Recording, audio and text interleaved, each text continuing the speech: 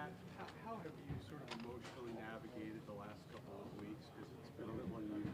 Yeah, it's definitely been unusual, from a team standpoint, unusual to really anybody in the NFL with how things have gone. But for me personally, different from anything I've experienced in my career. But I think as a veteran player, you learn, you just have to keep going, and whatever that calls for at different times, you just have to keep moving forward. And I think having that experience of knowing how to get myself ready, playing tons of short weeks, playing on weeks where I've been banged up too, so you're not getting a ton of reps, those kind of things.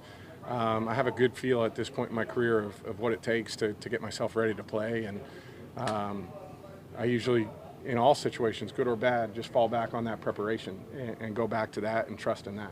Was it difficult to resist the temptation to just sort of check out a little bit? Yeah, I think it's probably natural to do that in those situations, but from the people I trust and the advice that I got from the people outside of the building that I talk to, the one constant is you can't assume anything in this league. You can't make the assumption that how things are going to shake out. You just don't. And so, like I said, you just keep that mindset that you don't know how the week's going to shake out. You try and get yourself, in a good space mentally and physically. And I think, part of that too, rehabbing during that time of trying, to feel better and get myself to a good place kind of helped me through that. Have you ever been benched before? High school, college? I think it's well, I'll say this. I think it's been a long time. I think in college, I kind of took over for some Quentin Porter at BC when he was injured, and then when he came back, we kind of played the game of who was going to go in, who was going to go out. So that's probably the most recent. But I wasn't the guy at that time, So this Now is you're the guy. Yeah, this is probably the first time. Is there a burned ego that you have to get past?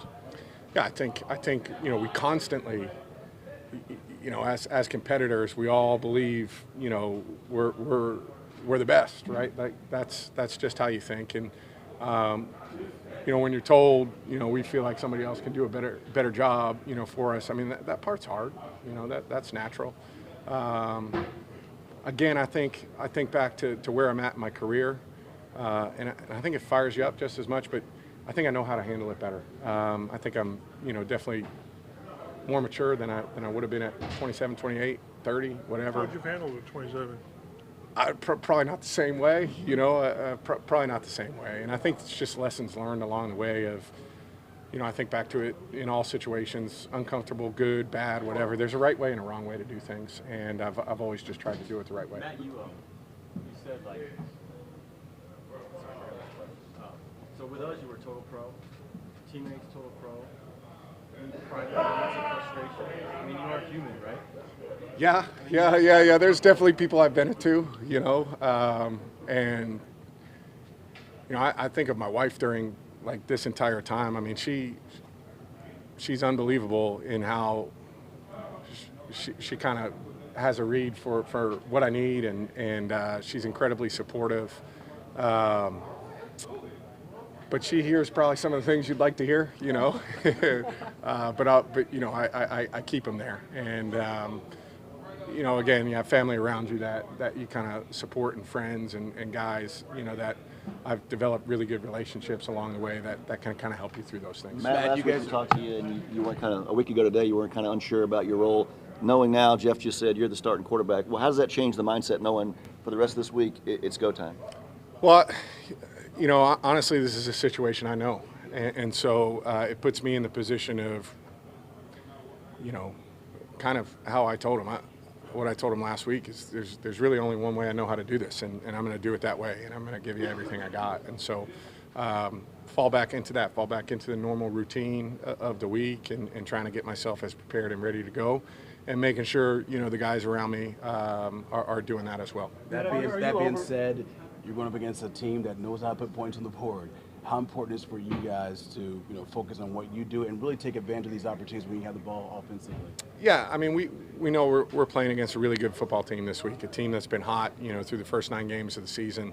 Had a tough one Monday night, but they're a good football team, and when you play teams like this, you've got to be on the details. You got to do the little things right, and you got to play, with great passion and energy. And I think, I've also learned, you don't know how games are going to shake out, and it's our responsibility as an offense, whether it's high scoring, low scoring, whatever, is to find a way to get the job done, and that's what we have to do this week. Matt, are you over the shoulder issue, or is that lingered at all? No, I feel good. Yeah, shoulder feels good. Does it make a difference, like a team like that they coming off a loss? Does it make it any harder or easier to play them, knowing that they dropped their first game in your experience? I don't think so. I think we knew it was going to be a challenge going into this.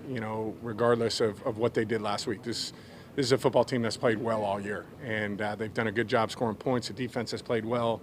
They've dominated that turnover margin, and it's been a huge reason for their success. So, regardless of what happened, last week, we knew coming into this game this week, we're playing a really good football team that's going to take our best. Did Parks call a 39-yard run, or was that all you? I think that was a bit impromptu. Yeah, a bit impromptu for all of us. No, Parks was probably surprised up there, but nobody was more surprised than me, as I kept going. Did you think you were going, like, for a split second there, did you think you were going to take it? Yeah, I think we all, as players, you always think you're going to house it, but I've learned better than that, throughout my career. That doesn't happen often. But yeah, no, I think you have that mindset. You're running to score and then reacting to guys catching up to you. Matt, Paris Campbell has really kind of taken off just over the past month or so, and there were games early this year that kind of tested his patience for targets and production. So what do you think has kind of unleashed him? I think, number one, I think he's done such a great job, from the moment I've gotten here of just continuing to work. And you can see, at least in me, you can see his body language and his confidence is there, and he's playing that way, and that takes time. It's hard.